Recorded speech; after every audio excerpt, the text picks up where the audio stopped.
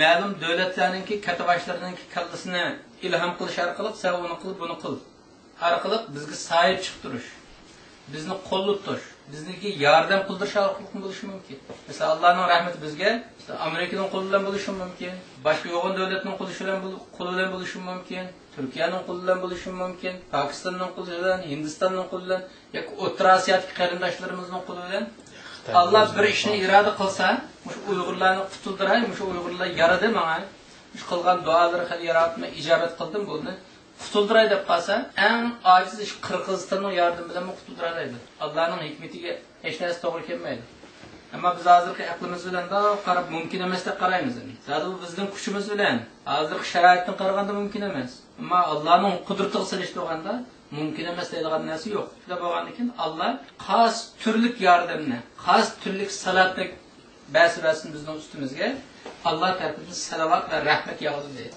Buni xush bisharat deydi. Bu Allohning xo'sh xabari bizga. Bechora Uyg'urlarim vatan qo'ldan ketgili 66 yil bo'lib qolgan bo'lsin-mi, bekchiq vaqt o'tib ketgan bo'lsin-mi, umidingni uzmanglar. Agar mening mush degan yo'limda ma'lab qolsanglar, sizning ustingizga salovat va rahmat yog'di bu bir xo'sh xabar bor edi. Va ulayka humul muhtadun. Mana ashular to'g'ri yo'lda maqsadga erishishlar ashular.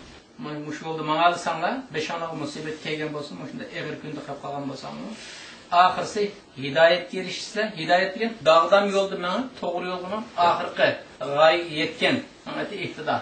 Hidoyat degan shu. G'oyamiz Alloh rizosiga. Hidoyat degan shu. Hidoyat degan to'g'ri yo'lda menib Alloh rizosiga o'lishalganning ati hidoyat. Adaq g'oyaga o'lishalganning ati hidoyat. Muhtadun bo'lganlar mana shu deydi. Alloh degan yo'ldan arilmay mang'alisanglar, shunda xush bisharatlarim bor. Shuni bashir kelimasidan da'vatlar. Xush bisharat va bir-biringga xush bisharat beringlar. Uyg'urlar o'zaro bir-biringga xush bisharat beringlar. Mustaqillik yo'li bor ekan, ozodlik yo'li ko'rindi. Biz yo'l topdik deb birsi-birini telefon qilib ko'rishga keldi danglar. Qanday kendisi mana Alloh manda deb Qur'onning mantiqiga aytdi. Biz bizni xush bisharat berib, ro'yaltini ko'taranglar, umidingni yangilanglar, umidingni kuchlantiringlar. Ammo mening yo'limdan hech qachon voz kechmanglar. Shunday qilsangiz sabr bo'lasizlar. Shunday qilsangiz muhtad bo'lasizlar, muhtad hidoyat topgan bo'lasizlar. Deb Alloh bizga beradi. Bu oyatlar orqali ham tasalli beryapti, ham yo'l ko'rsatib turadi. Bu Allah'ın bekliyorgan bir ne'mat. Ayetning 5'te başladı ya. Şukruli ve la tekfurun. Bana şükür kılın, ben kafir olmam dedi.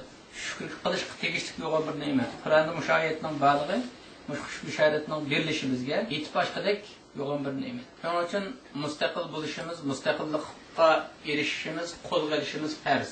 Nima uchun farzliga boshda deyildi o? Chunki u Alloh bizga meros qilib bergan bir vatan.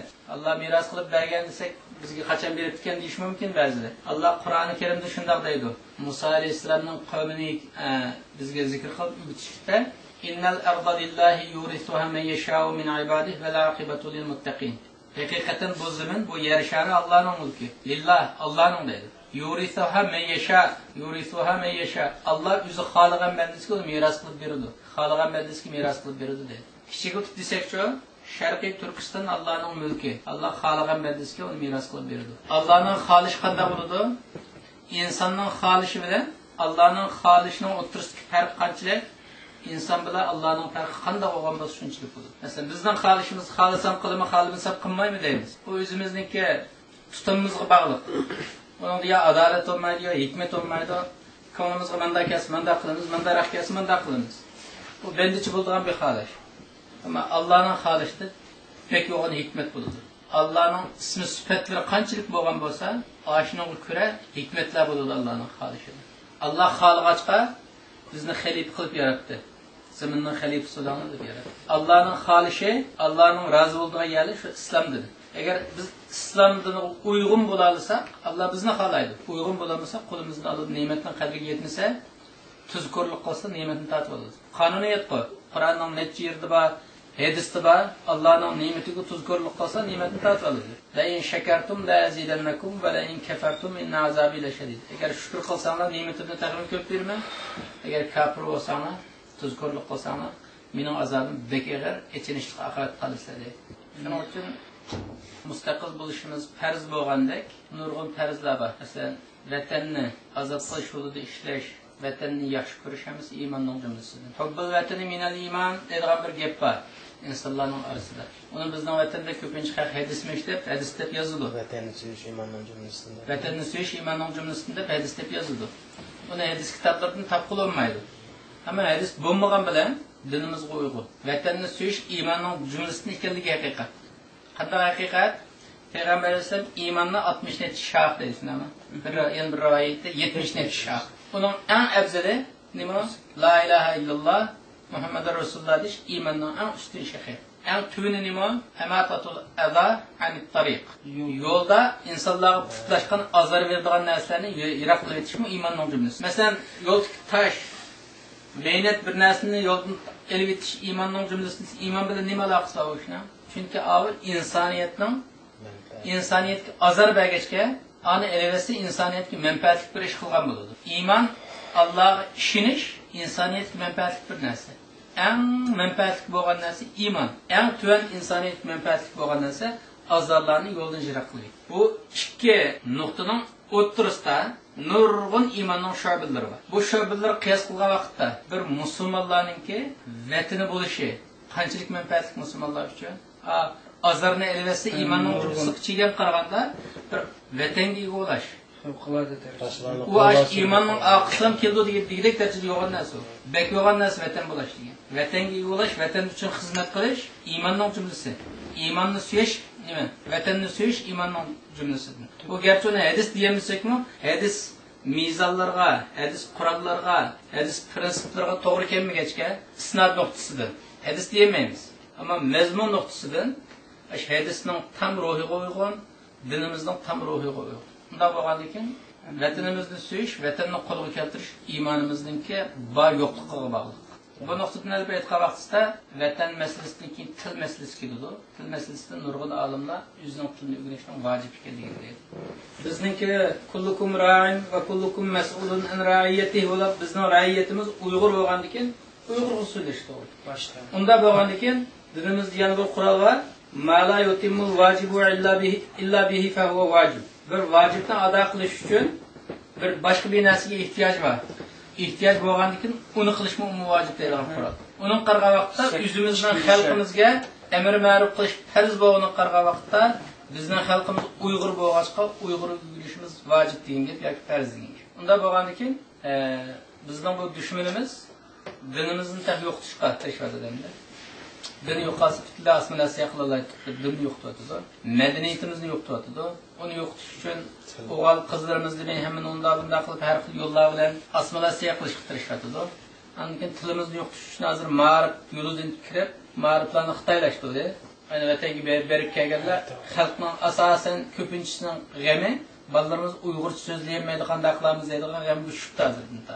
Hamda o xalqimiz Uyg'urchani bilmasa, bu chaqda ne bo'ladi? Amr ma'rufni qilolmaydi Uyg'urcha. Bitta bo'lgandan keyin vazifamiz bek eg'ir.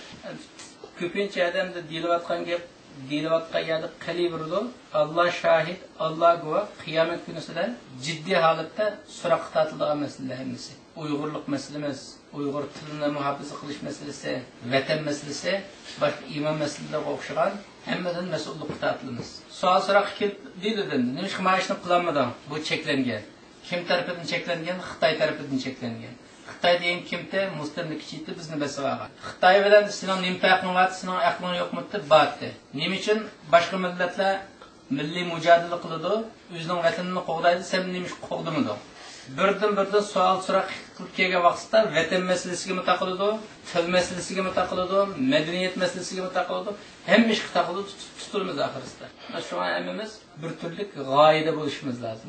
Vatanim uchun, millatim uchun, Alloh rizosi uchun menda bir ish qilishim kerak degan bir xil g'oyada bo'lishimiz lozim.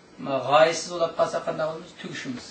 Shuning uchun davomli keldiğini şu Şimali Amerika'daki Uygurlar, Avrupa'daki Uygurlar pul tapsa, cenni bakalaydigan, pul eşinaydigan Uygurlar hizmet kılmasa, niyadaki Uygurların vazifesi başka yerliklerden tekme eğir.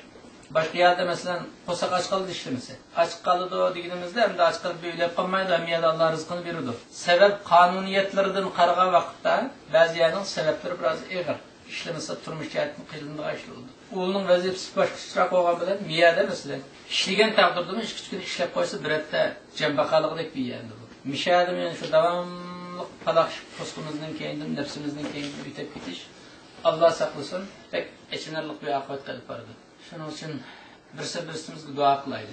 Qarindoshlik uchun qanday qilsak yaqin o'taylaymiz, qanday qilsak texmi do'st bo'laymiz, shu vaqtda bosh qotiraydi. Har hafta shunda to'plangan vaqtimizda kallamizga kelgan fikr hammadanki Alloh inson qilib yaratgandan keyin kallamizda javhar fikrlar bo'ladi.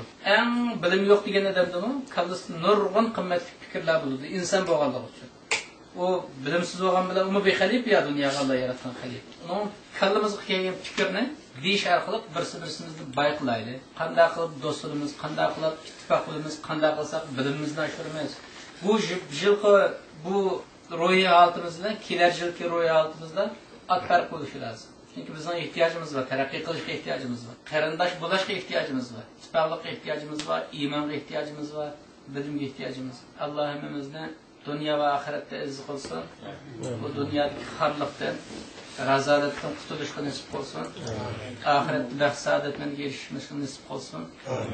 Allah ömrümüzü uzun kılsın. Şu uzun ömür içinde Allah özü yaxşı görüdüğün, Allah özü razı oludüğün, yoğun işlerini, insaniyetki menfaatlik, milletimizki menfaatlik, yüzümüzge menfaatlik yoğun işlerini kılışka nasip olsun. Allah dünya ve ahiret yüzümüzden ak olsun. Bu şermenlikten Allah kurtulsun. Evlatlarımızın aldığında yüzümüzden ak olsun. Rahmet ya.